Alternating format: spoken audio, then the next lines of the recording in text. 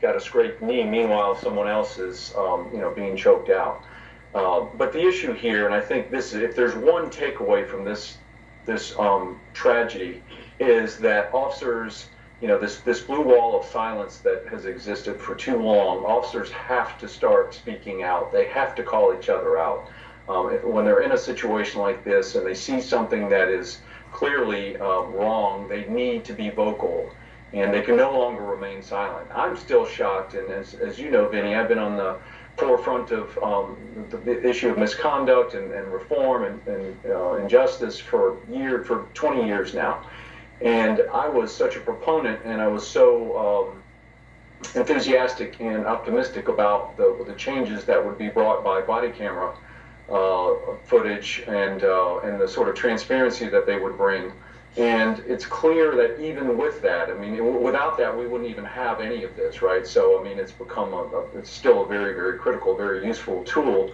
But I'm still shocked at some of the conduct that some officers, not all, by and large, most officers are good, public servants. But I'm still shocked at some of the conduct that some officers are still willing to engage in, despite the fact that they know it's being memorialized, and it's ultimately going to be there for their supervisors, for the world to see. And that's shocking to me.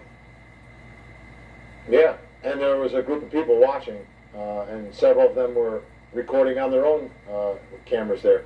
Charles Middlestat, criminal defense investigator, and Ted Golden, great to have you both on the program. Thank you so much. I'm glad that you two were here for this important night tonight. Thank you so much. Be here. Thank you. Does the release of the George Floyd body cam footage change anything? Does it help or hurt the officer's defense?